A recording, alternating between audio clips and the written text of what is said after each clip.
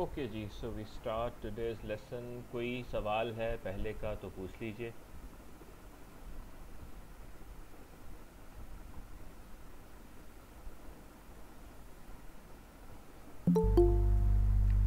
So we begin with the discussion of operations on list.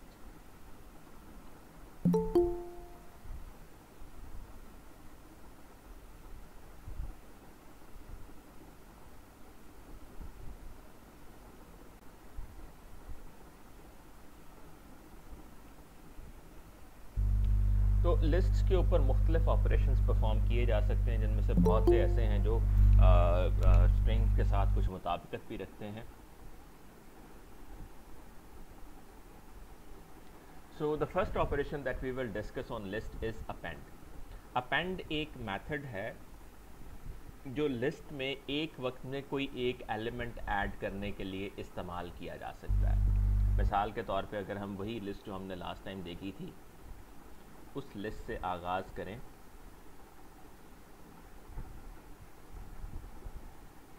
So we have this list cartoons which has 3 elements Tom, Jerry and Droopy.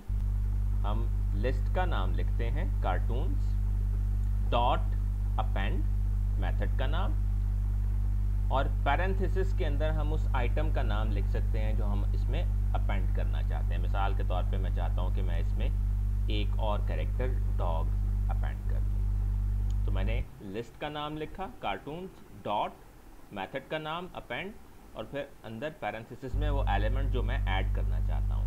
अब ये करने के बाद अगर मैं cartoons list को दोबारा प्रिंट करूं तो यू सी कि पहले इसमें ये 3 एलिमेंट थे टॉम, जेरी एंड ड्रूपी।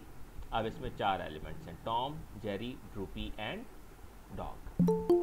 तो अपेंड मेथड को इस्तेमाल करते हुए आप स्क्रीन ऊपर करेंगे। ओके जी, ज़रा होल्ड कीजिएगा again.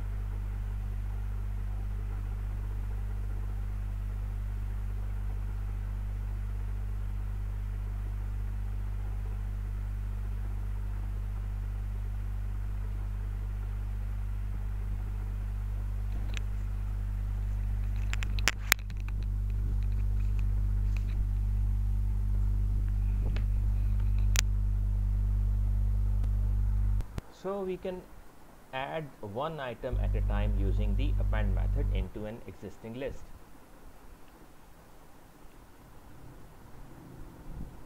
Okay, the next is concatenation. बिल्कुल वैसे ही जैसे हम स्ट्रिंग्स के अंदर कंकैटिनेशन कर सकते थे, इसी तरीके से हम लिस्ट्स के अंदर भी कंकैटिनेशन कर सकते हैं। मिसाल के तौर पर ये दो लिस्ट्स हैं जिसमें पहली लिस्ट में दो एलिमेंट्स हैं 0 1 और दूसरी एलिमेंट में भी दो लिस्ट हैं 2 3। इनके दरमियान मैंने प्लस साइन लिखा है, इसका मतलब ये है कि मैं इन्हें कंकैटिनेट करना चाहता हूँ। इनकी कंकैटिनेशन का नतीजा ये होगा कि ये दोनों लिस्ट्स मर्ज होकर एक ही लिस्ट बन जाएंगी। सो जो लिस्ट कंकैटिनेशन के बाद आएगी वो एक नई लिस्ट होगी और उसके अंदर ये चारों एलिमेंट्स हैं 0 1 2 3। तो दो चीज़ें अभी हमने डिस्कस की, एक अपेंड मेथड एग्जिस्टिंग लिस्ट के आखिर में एक वक्त में एक एलिमेंट ऐड करने के लिए इस्तेमाल होता है। वो एलिमेंट स्ट्रिंग भी हो सकती है, कैरेक्टर भी हो सकता है, नंबर भी हो सकता है और वो पूरी कोई लिस्ट भी हो सकती है। जबकि कंकैटिनेट दो लिस्ट्स को मर्ज कर एक लिस्ट बनाने के लिए इस्तेमाल होता है। ओके, नेक्स्ट सर ये ऐड का साइन किस लिए होगा? कंकैटिनेशन के लिए। Okay sir.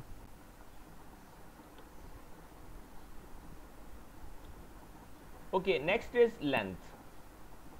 हमारे पास ये मेथड लेंथ अवेलेबल है। जैसे स्ट्रिंग्स के ऊपर हम ये मेथड इस्तेमाल कर लेते थे, वैसे ही ये मेथड हम लिस्ट्स के साथ भी इस्तेमाल कर सकते हैं। तो इस लिस्ट की लेंथ कितनी है?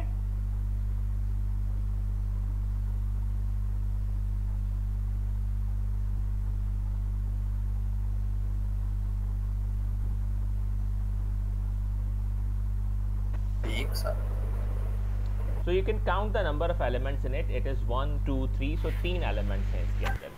अगर मैं एक और लिस्ट लिखूं मिसाल के तौर पे 1 2 और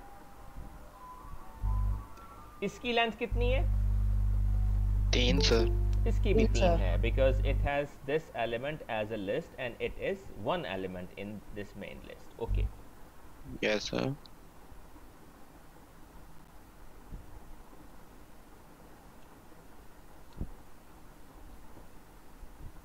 Okay, now we have a little question to test what we have studied. Suppose we have these statements. हमारे पास एक लिस्ट है P जिसमें दो एलिमेंट्स हैं 1 2। फिर हम करते हैं P डॉट अपेंड 3।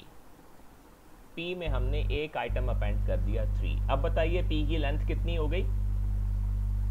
3 सर। उसके बाद P में हमने कंकैटिनेट कर दिया 4 5 को। अब P की लेंथ कितनी हो गई? 5 सर। 5 सर। 5 या 4? 5 sir. Okay, let's just check it. It says it is 5 and if we print P we see 1 2 3 4 5, right? Yes sir. Okay, चलिए अब एक छोटी सी वेरिएशन देखते हैं इसकी। फर्ज करें हमारे पास एक लिस्ट है P with 1 2 और फिर फर्ज करें हमारे पास एक लिस्ट है Q with 3 4, राइट? और अब हम कहते हैं P डॉट अपेंड Q। अब बताइए कि P की लेंथ कितनी होगी? 4 sir.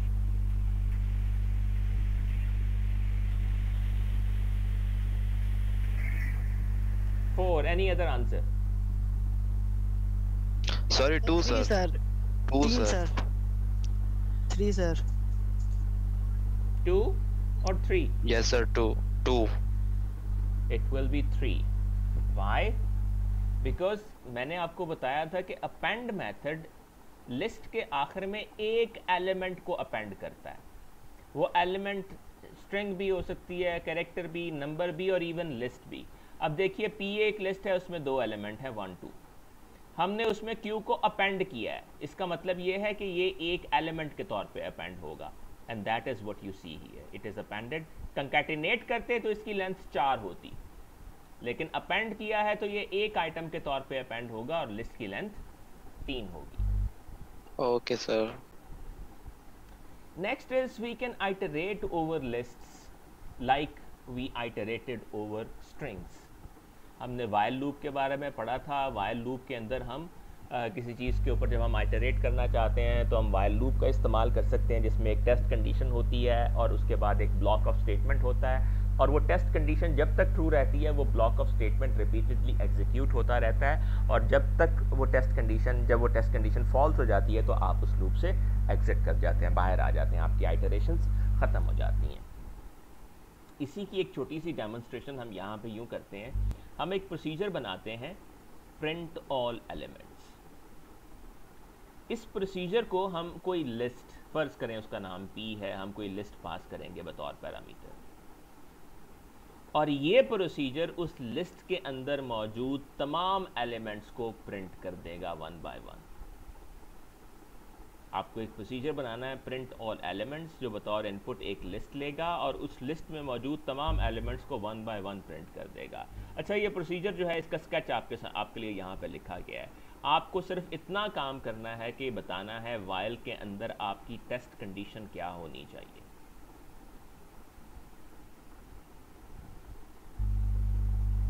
Can anybody guess?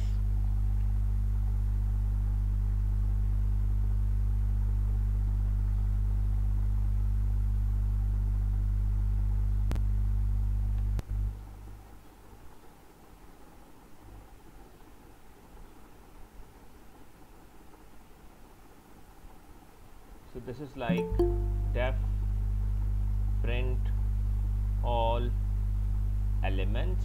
It takes as input a list, say p, and it has an index variable I, and we say while I is less than length of p, print p at index I, and I is equal to I plus 1. So let's see if it does what we want it to do. Print all elements, and we pass it a list, say we give it a character, a number, and say a string. So it should print all these elements. It prints all these elements, A, 3 and hello. All these elements are printed as a result of this. So if you look at the code again,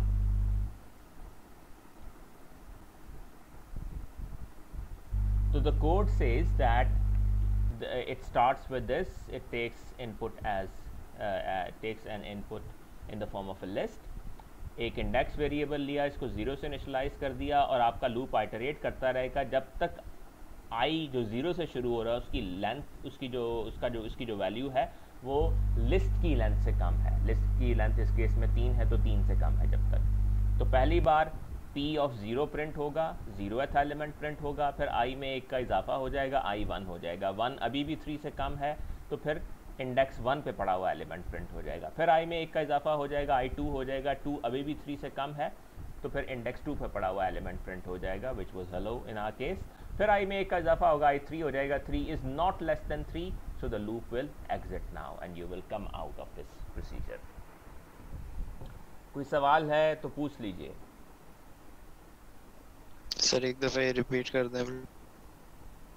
You start with this list as input, which is in this case 3 elements. आपने index को 0 से शुरू किया, 0 length of list यानी 3 से कम है, तो p at 0 यानी जो पहला एलिमेंट है which was a in this case, a को प्रिंट किया, i में 1 का इजाफा किया, i 1 हो गया, 1 3 से कम है, फिर p at 1 which was a number 3 उसको प्रिंट किया, फिर i में 1 का इजाफा किया, i 2 हो गया, 2 अभी भी 3 से कम है तो p at 3 which was a string hello उसको प्रिंट किया, और फिर i में 1 का इजाफा किया, i 3 हो गया, और 3 अब 3 से कम नहीं है तो आप लूप से बाहर आ जाएंगे। So this procedure is capable of printing all the elements in a list. ठीक है जी।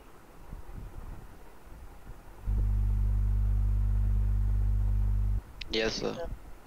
अब यही काम जो हमने वाइल लूप से किया है इसको हम आसान बना सकते हैं। हमारे पास एक और लूप स्ट्रक्चर अवेलेबल है जो ज़रा ज़्यादा सूटेबल लगता है हमें इन सिचुएशंस के लिए, जिसको हम कहते हैं फॉर लूप।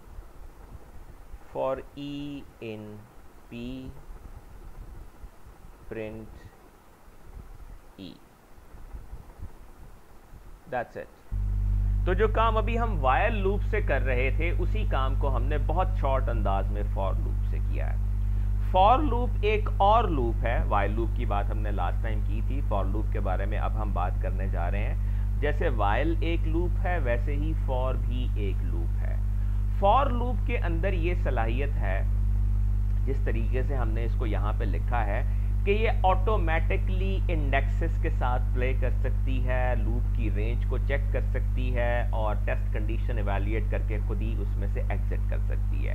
अब हमने किया क्या, हमने लिखा क्या, हमें मालूम है हमारे पास लिस्ट है P जिसके ऊपर हमने आइटरेट करना है। हमने लिखा for E in P। E एक वेरिएबल है, आप इस वेरिएबल का नाम कुछ भी रख सकते हैं, आप इसका नाम E रख लें, एलिमेंट रख लें, आइटम रख लें। फर्ज करें हम इसका नाम आइटम रख लेते हैं, ठीक है। होगा क्या इस लिस्ट में, जैसे मिसाल के तौर पे मैं ये एज एन एग्जांपल लिख रहा हूँ कि फ़र्ज़ करें हमारे पास एक लिस्ट है जिसमें 3 एलिमेंट्स हैं। ये क्या करेगी, पहला एलिमेंट उठाएगी, उसको आइटम वेरिएबल में डाल देगी। हम यहाँ पे जाएंगे, उस आइटम को प्रिंट कर देंगे। उसके बाद दोबारा आकर ये दूसरा एलिमेंट उठाएगी और उसको आइटम में डाल देगी। हम दूसरा आइटम प्रिंट कर रहे हैं यहाँ पे। उसके बाद ये तीसरा एलिमेंट उठाएगी which is 3 in this case, उसको आइटम में डाल देगी और फिर हम नीचे आके आइटम को फिर प्रिंट करें तो 3 प्रिंट हो जाएगा। उसके बाद जब आप आएंगे तो इसको पता चल जाएगा कि P के अंदर 3 ही एलिमेंट थे, मजीद एलिमेंट नहीं है। ये लूप ऑटोमेटिकली टर्मिनेट कर जाएगी, एग्जिट कर जाएगी और आप इस लूप से बाहर आ जाएंगे। और चूंकि आगे मजीद कोई स्टेटमेंट्स नहीं है तो आप इस प्रोसीजर से भी बाहर आ जाएंगे। तो इसके अंदर आपको, जैसे हम वाइल लूप के साथ हमें एक इंडेक्स खुद मेंटेन करना पड़ता था। हम I एक वेरिएबल ले रहे थे, उस केस में जिसको 0 से इनिशियलाइज कर रहे थे, उसको इंक्रीमेंट भी कर रहे थे। इस केस में हमें ये काम नहीं करना पड़ता। फॉर लूप ऑटोमेटिकली लिस्ट की लेंथ को खुद ही चेक कर लेती है और एक एक आइटम हमें उसमें से निकाल कर इस वेरिएबल आइटम के अंदर दे दी जाती है। तो इसको एग्जीक्यूट करके देखते हैं।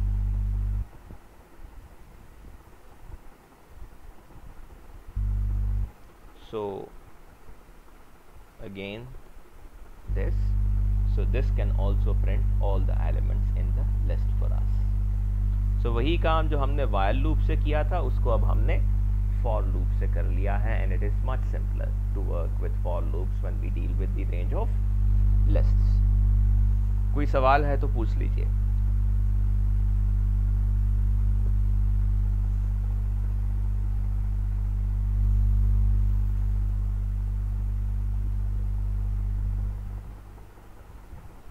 सर इसको दोबारा रिपीट कर दें। जी, फर्ज करें हमने जो लिस्ट पास की है, फर्ज करें उसमें 3 नंबर्स हैं, 1, 2 एंड 3। जब आप इस लूप को एग्जीक्यूट करेंगे तो ये लूप ऑटोमेटिकली लिस्ट P जो है उसमें से एक एक एलिमेंट उठा के इस वेरिएबल में डालती जाएगी। आप इस वेरिएबल का नाम कुछ भी रख सकते हैं, ठीक है। और फिर आपने उस आइटम के साथ जो भी करना है वो आप उसके साथ कर सकते हैं। आपने हमने सिर्फ प्रिंट करना है तो हम इसे सिर्फ प्रिंट कर रहे हैं। तो जब आप इस लूप में आएंगे तो पहली बार P का पहला आइटम आएगा 1, वो इस आइटम वेरिएबल के अंदर आ जाएगा। अब 1 आइटम के अंदर है, आप प्रिंट आइटम करेंगे तो 1 प्रिंट हो जाएगा। उसके बाद दोबारा लूप चलेगी तो ये देखेगी P में कोई और आइटम है, इसको पता चला P में दूसरा आइटम 2 है, इसने 2 को उठा के आइटम में डाल दिया, इस वेरिएबल में डाल दिया। आपने आइटम को प्रिंट किया तो 2 प्रिंट हो गया। उसके बाद ये दोबारा चेक करेगा कि क्या P में कोई और एलिमेंट है, इसको 3 मिलेगा। ये 3 को उठा के इस वेरिएबल आइटम में डाल देगा। आप आइटम को यहाँ पे प्रिंट कर रहे हैं, 3 प्रिंट हो जाएगा। उसके बाद ये दोबारा चेक करेगा कि क्या P में कोई और एलिमेंट भी है, इससे पता चलेगा P में और कोई मजीद एलिमेंट नहीं है, P हैज़ एग्जॉस्टेड। तो ये लूप टर्मिनेट हो जाएगी खुद ब खुद और आप लूप से बाहर आ जाएंगे। Anything that's still confusing, you can ask. No sir.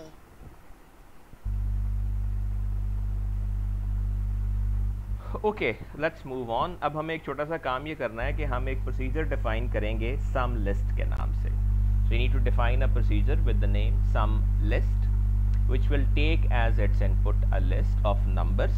इसको एक इनपुट के तौर पे आप एक लिस्ट देंगे, list of numbers, और ये प्रोसीजर आपको उस लिस्ट में मौजूद नंबर्स का सम रिटर्न करेगा।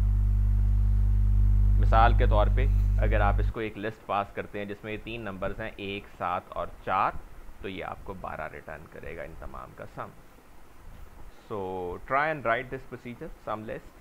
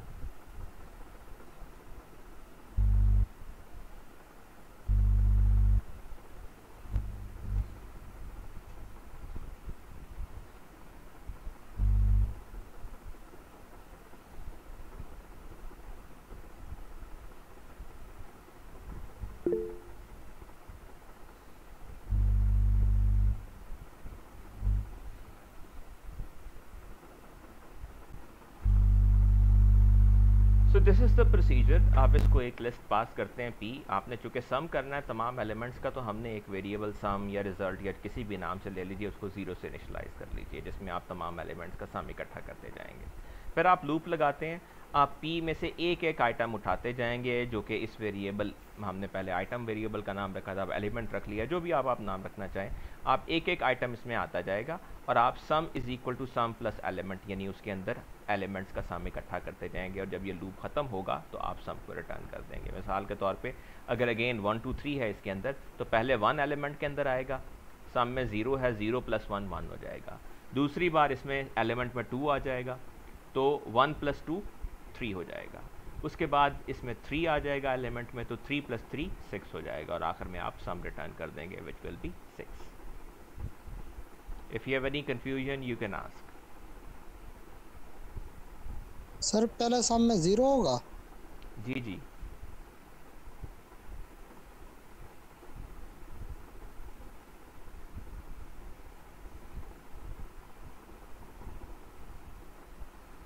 कोई सवाल है तो पूछ लीजिए. Any confusion, any doubt, any question?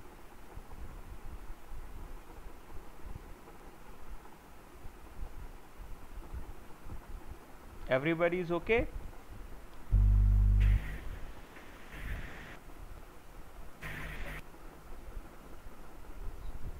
Yes, sir. Okay, the next question that we have is that we need to define a procedure Meyer audacity, which will take as its input a list of strings. ये एक list input के तौर पे लेगा और उस list में strings होनी चाहिए, और इसकी जो रिटर्न होगी ये रिटर्न करेगा the count of all the strings that start with capital A. मिसाल के तौर पर यहाँ हम अगर देखें तो हमने इसको एक लिस्ट पास की है जिसमें 3 स्ट्रिंग्स हैं. दावर, सलमान और काशिफ। इनमें से कोई भी स्ट्रिंग कैपिटल ए से शुरू नहीं हो रही, तो जवाब 0 है।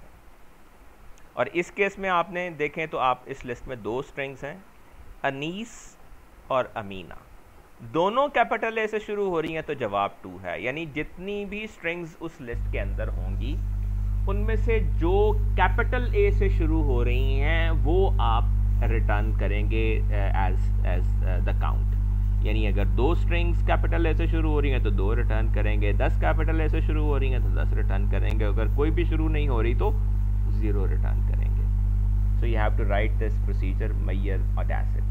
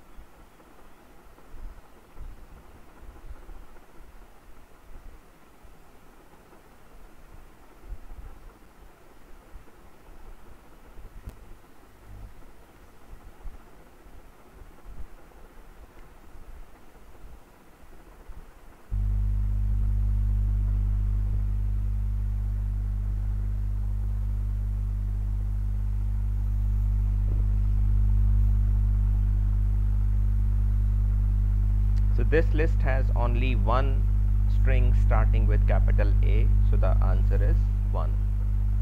So इस कोड को देखिए ज़रा गौर से और इसको समझने की कोशिश कीजिए। अगर आपको कहीं कोई बात समझ नहीं आती तो उसे हाईलाइट कीजिए और पूछिए।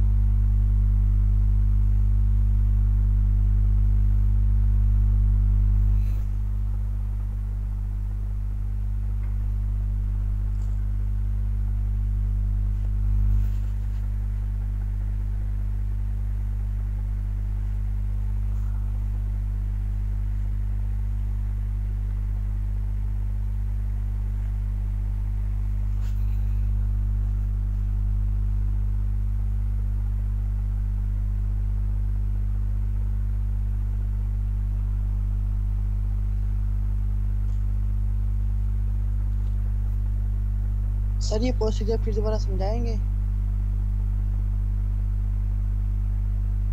जी जी, आप अभी इसे देखिए, पहले आप कोशिश कीजिए खुद समझने की। इसमें कोई बात हाईलाइट करनी है तो कीजिए, फिर मैं इसे एक्सप्लेन कर दूंगा। चलिए ठीक है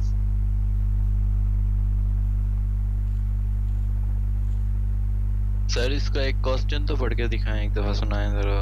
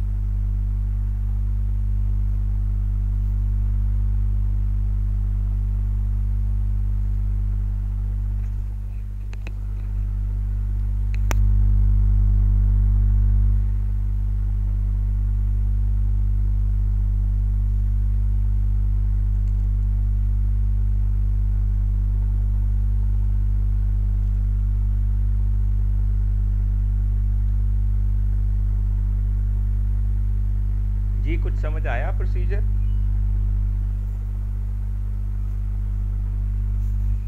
यस सर। सर इसमें ये प्लस क्यों किया है सर ये? जी बेटे, सर इसमें ये प्लस तो जरूरत नहीं थी सर प्लस करने की। काउंट हमने लिया इसलिए कि हमने काउंट करना है कि कितने कैपिटल ए से शुरू होने वाली स्ट्रिंग है, तो हमने इसको 0 से इनिशलाइज कर दिया। स्ट्रिंग इस लिस्ट में से एक एक आइटम हम उठाते जाएंगे, एक एक स्ट्रिंग आती जाएगी इस वेरिएबल ई के अंदर। स्ट्रिंग का पहला कैरेक्टर हम चेक करेंगे, अगर वो कैपिटल ए के बराबर है तो काउंट में एक का इजाफा कर देंगे। तो पूरी आइटरेशंस के दौरान आप हर बार लिस्ट पी में से एक एक स्ट्रिंग उठाएंगे, उसका पहला कैरेक्टर चेक करेंगे, अगर वो ए के बराबर है कैपिटल ए के तो काउंट में एक का इजाफा करेंगे। जब ये पूरी लिस्ट एग्जॉस्ट हो जाएगी, ख़त्म हो जाएगी, तो आप नीचे आके काउंट की वैल्यू रिटर्न कर देंगे। इसके अंदर वो वैल्यू होगी जितने कैपिटल एज हमें इसके अंदर मिले होंगे। ठीक है सर, समझ आ गई है सर। वो सर 0 आया था, 0 से +1 के ये मतलब 1 आया था, 1 मतलब 0 हो गया था, वो भी +1 हो गया तो वो 1 आंसर हो गया उसका। जी,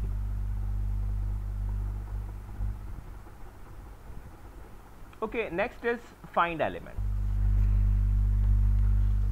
Define a procedure find element that takes as its input a list and a value of any type and outputs the index of the first element in the list that matches the value. If there is no matching element, it outputs 1.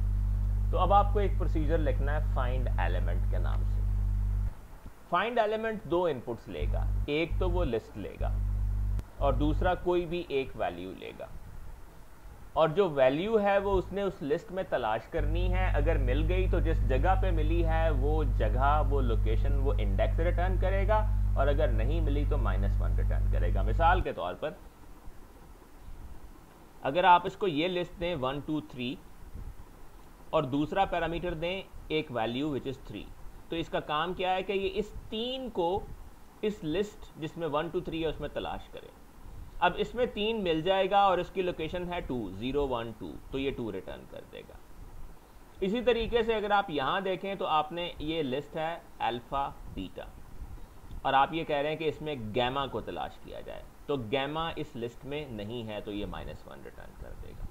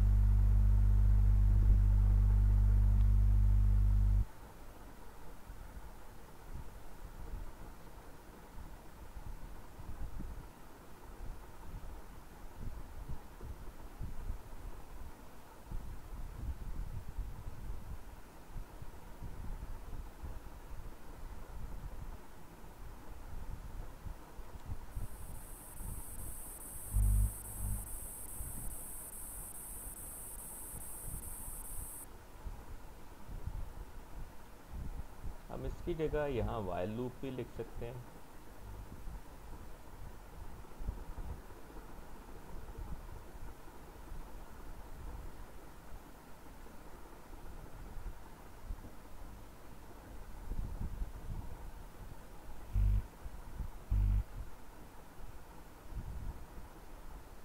और हमें item change करना पड़ेगा, sorry.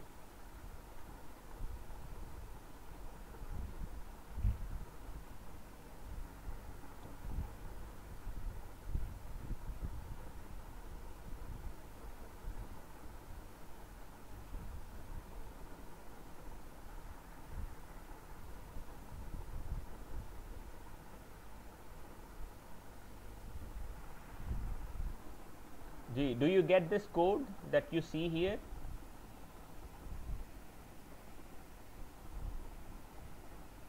ये code आपको समझ आ रहा है? Yes sir.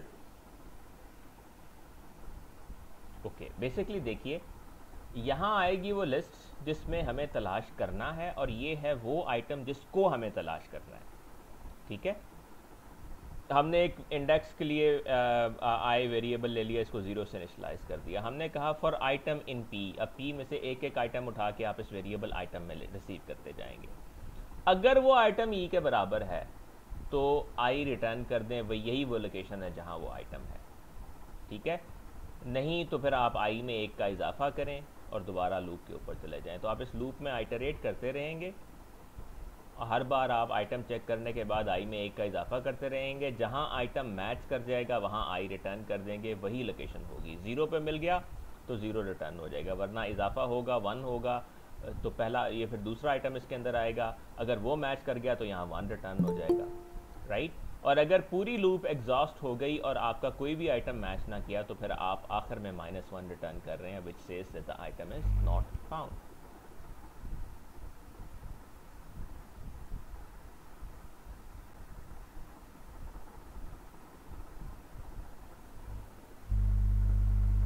If you have any question, any confusion, please do ask.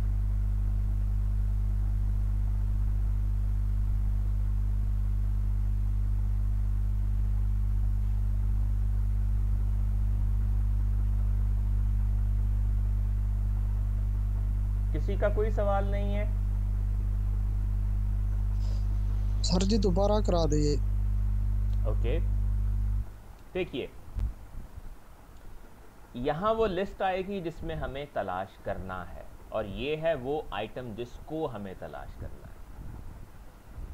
ठीक है, हमने एक इंडेक्स के लिए आई वेरिएबल लिया जिसको हम इंक्रीमेंट करते जाएंगे, इससे हम लोकेशन रिटर्न कर सकते हैं। फिर हम लूप लगाते हैं for item in P, P में से एक एक एलिमेंट उठाते जाएंगे आप और उसको आइटम वेरिएबल में डालते जाएंगे और चेक करते जाएंगे कि क्या आइटम ई के बराबर तो नहीं है, क्या आइटम और ई मैच तो नहीं करते। अगर मैच करते हैं तो आई रिटर्न कर देंगे, यानी लोकेशन यही है जिसके ऊपर आइटम जो है वो मैच कर रहा है, ई से मैच कर रहा है। नहीं तो आई में एक का इजाफा करेंगे, दोबारा जाएंगे ऊपर, अगला आइटम उठा के आइटम में डालेंगे, फिर चेक करेंगे कि क्या आइटम ई के बराबर तो नहीं है। अगर है तो आई रिटर्न कर देंगे, यही वो लोकेशन है जहाँ मैच कर रहा है। नहीं तो फिर आई में एक का इजाफा करेंगे, और तब तक करते रहेंगे जब तक या तो आइटम मैच नहीं कर जाता और आप रिटर्न नहीं कर देते। जैसे ही आपकी रिटर्न स्टेटमेंट एग्जीक्यूट होती है, प्रोसीजर ख़त्म हो जाता है। तो या तो यहाँ से रिटर्न स्टेटमेंट एग्जीक्यूट होगी और आप वो लोकेशन रिटर्न कर देंगे, और अगर पूरी लूप आपकी ख़त्म हो गई और कोई भी आइटम मैच ना किया तो आप आखिर में -1 रिटर्न कर देंगे, which will say that the item didn't match. Any confusion now?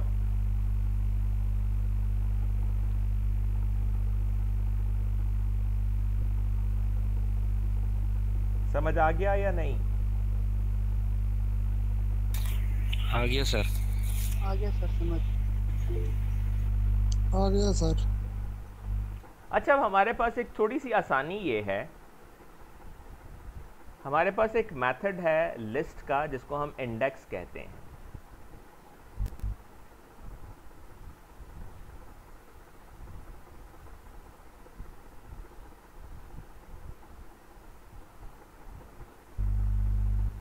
आई मैंने ख़त्म कर दिया यहाँ से। इंडेक्स एक मेथड है, हम इसको चेक कर लेते हैं। यहाँ पे फर्ज करें हमारे पास एक लिस्ट है जिसमें ये आइटम्स हैं। मैं जानना चाहता हूँ कि क्या लिस्ट एल के अंदर 2 मौजूद है, और अगर मौजूद है तो उसका इंडेक्स क्या है। तो 2 किस इंडेक्स पे है लिस्ट में? 0 पे। 0। तो ये मुझे 0 रिटर्न कर देता है। I wrote the name of the list dot the name of the method index and the value for which I want to know the index. Okay, इसी तरीके से अगर मैं कहूँ 6, तो 6 का इंडेक्स क्या है? 2 सर। और 7 का इंडेक्स क्या है? 3। 3। और 8 का इंडेक्स क्या है? -1। 8 नहीं है, 8 लिस्ट में नहीं है। नहीं है तो इस सूरत में इंडेक्स मेथड हमें एरर देगा, -1 रिटर्न नहीं करेगा। इट विल गिव एरर कि जो आइटम आप जिसका इंडेक्स जानना चाहते हैं वो लिस्ट में नहीं है। ओके, अब यहां देखें मैंने लिखा कि P वो लिस्ट है जिसमें हमें तलाश करना है। अगर आइटम मैच कर गया है, अब हम ये जो p.index मेथड कॉल कर रहे हैं उस सूरत में कॉल कर रहे हैं जब आइटम मैच कर गया है, आइटम और E मैच कर गए हैं। इसका मतलब है कि ये एरर कभी रिटर्न नहीं करेगा। ये मेथड सिर्फ उसी सूरत में इस्तेमाल होगा जब ये मैच कर जाएंगे, जब मैच मिल जाएगा। अगर मैच कर गए तो हम कहते हैं कि लिस्ट P में जाएं, इंडेक्स मेथड कॉल करें और वो आइटम जो यहाँ मैच कर गया है उसका इंडेक्स रिटर्न कर दें। तो ये वही काम जो हम पहले मैनुअल इंडेक्स के ज़रिए कर रहे थे, अब हम इसको ज़्यादा आसानी से यूँ कर सकते हैं। सो गैमा नहीं मिला,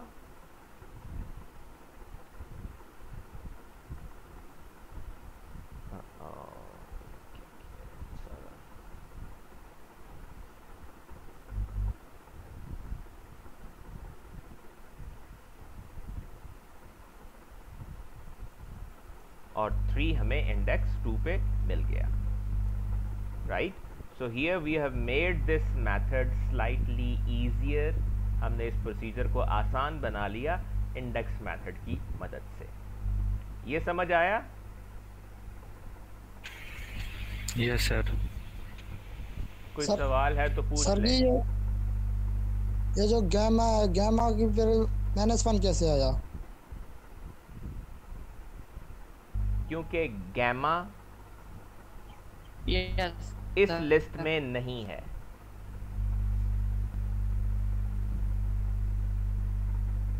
हम -1 रिटर्न करते हैं कब? कि जब ये पूरी लूप ख़त्म हो जाए और हमारा कोई आइटम मैच ना करे तो हम आखिर में आके -1 रिटर्न करते हैं। सर जी वो आपने कहा था कि 8 भी लिस्ट में नहीं था, लेकिन आपने वहाँ पे ना एरर आ गया था, यहाँ बेटे पे फिर एरर नहीं आएगा? वो इंडेक्स मेथड एरर रिटर्न करता है। ये हमारा फाइंड एलिमेंट मेथड है जिसे हम इस्तेमाल कर रहे हैं। इसमें इंडेक्स सिर्फ उस सूरत में कॉल होता है जब आइटम मैच कर जाता है। अगर आप आइटम मैच नहीं करता तो इंडेक्स मेथड कभी कॉल नहीं होता। हमने इस चीज़ को अपने मेथड में खुद हैंडल करना है कि हम -1 रिटर्न करेंगे।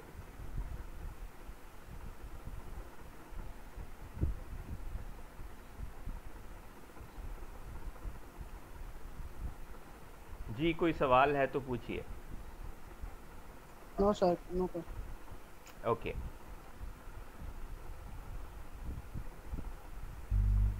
अच्छा अब हमारे पास एक और फैसिलिटी भी अवेलेबल है। जैसे अभी हमने एक लिस्ट डिफाइन की थी L, जिसमें 2 3 6 7 है। अब मैं कहता हूं फर्ज करें 2 in L। हमारे पास ये जो इन है, इनका इस्तेमाल अभी हमने किया भी है फॉर लूप के अंदर। 2 in L, 2 in L का मतलब ये है कि क्या 2 लिस्ट L में मौजूद है? तो इसका जवाब क्या होगा? 0। नहीं, ये सवाल है यस नो में। 2 in L, यस।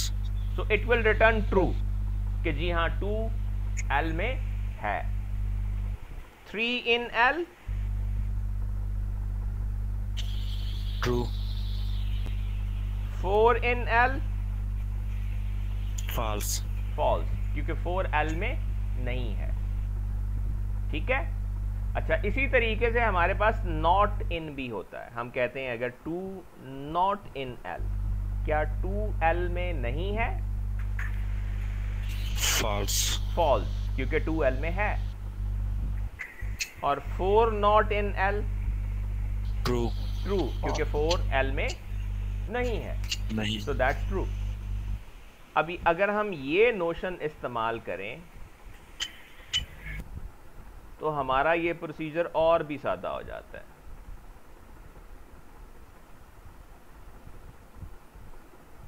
हम लिखते हैं इफ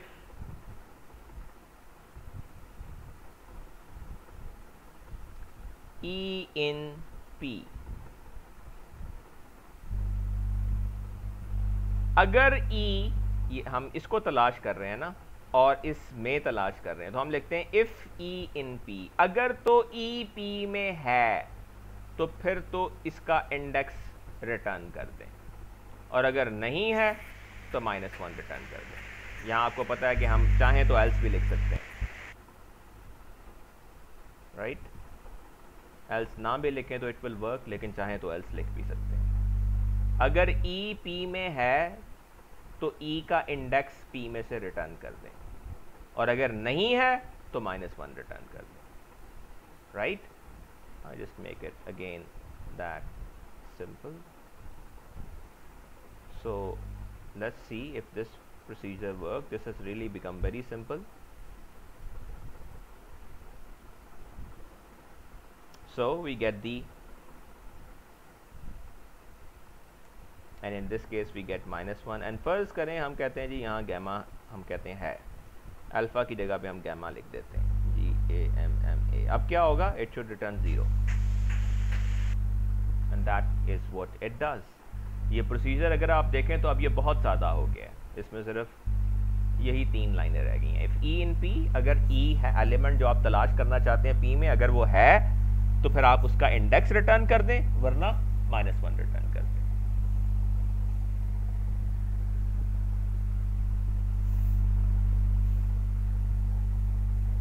ठीक है जी? Yes sir. अच्छा, आप नॉट इन का इस्तेमाल भी कर सकते हैं। आप ये भी लिख सकते हैं if E not in P, अगर ई पी में नहीं है तो -1 रिटर्न कर दें, वरना उसका इंडेक्स रिटर्न कर दें। यानी रिवर्स वे में भी अगर आप लिखना चाहें तो लिख सकते हैं। So it should work even now.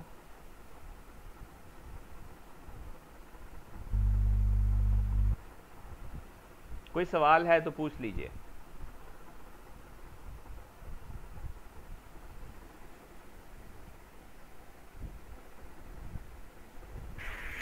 Sir अगर हम फाइंड एलिमेंट ना करें, डायरेक्ट इंडेक्स से मालूम करें, तो उसमें उसके लिए तो दूसरे शेल में जाने की ज़रूरत नहीं ना? मैं समझा नहीं आप क्या कह रहे हैं। अब हमने ये कोड फाइंड एलिमेंट से मालूम किया है जी जी प्रोसीजर, तो हम डायरेक्ट अगर इंडेक्स से मालूम करें, जैसे वो प्रीवियस में वो जी आप एरर आप ये कह रहे हैं कि इंटरप्रेटर में ही लिख लें हम। आप इंटरप्रेटर में लिख सकते हैं, लेकिन आमतौर पे जब आपको कोड लिखने होते हैं बड़े, तो आपको अलग विंडो में उनको टाइप करना होता है, ठीक है? तो आप इस बात की घबराहट अपने अंदर से निकाल दें कि आपको 2 विंडोज इस्तेमाल करनी पड़ेंगी। ये आपको करनी है, यस सर, राइट?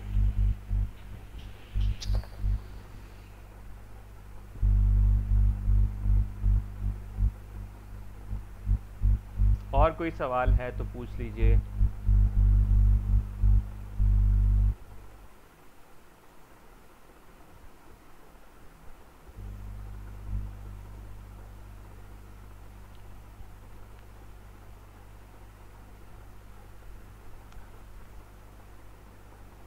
ओके जी, अब इसमें 2 सवाल हैं आगे। एक क्वेश्चन 17 क्विज ऑन यूनियन, जिसमें आपको 2 लिस्ट का यूनियन करना है, और फिर एक पॉप से रिलेटेड है क्विज 18।